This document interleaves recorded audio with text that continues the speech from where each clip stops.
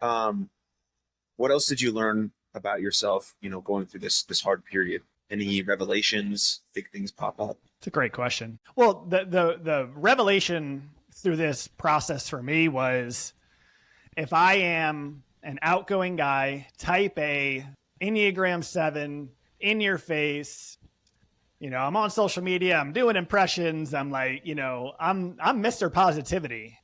So if I am vibrating high 90% of the time, what is somebody that maybe be introverted or maybe doesn't have the outgoing personality that I have?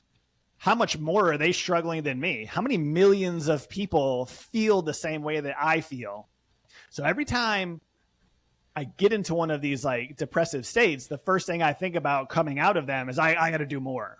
I have to talk about it more on podcasts. I have to have more conversations on my podcast with individuals that are feeling the same way, because I know social media at times can be detrimental, but the easiest way to feel better about the circumstance that you're in is to see others feeling the same way. Now, I'm not throwing, hey, everyone that's in a depressive state, like, I hope we're all doing okay. Like, it's not that. I don't want anybody to feel the way that I feel in these moments, but knowing that other people feel the same way and maybe sharing those things that like got me out of where I was at, but like I said, if you see other people feeling the same way and then also doing steps to get out of feeling that way, it gives you hope that you can improve your mental and move forward. Yeah. Was it a conscious choice that you made to use the words depressive state or experiencing depression rather than I'm depressed? Yes. There's certain words in my vernacular that I think are, I don't know, sacred or is taboo the right word? Like, I'm plant-based, but I don't say vegan because I ate an egg yesterday. I am alcohol-free, but I don't consider myself sober because I think sobriety is a special word for individuals that really needed to step away from alcohol for a magnitude of reasons. No judgment on what reason whatsoever. Will I drink another sip of alcohol? Maybe.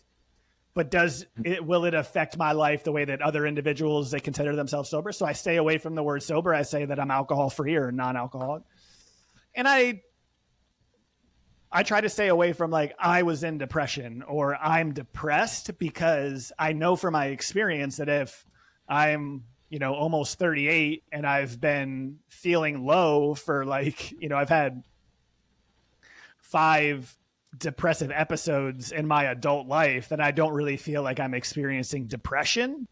And so those are why I kind of shy more towards like, because those 5 experiences, those feelings lasted for 5 to 7 days, and then I got out of it.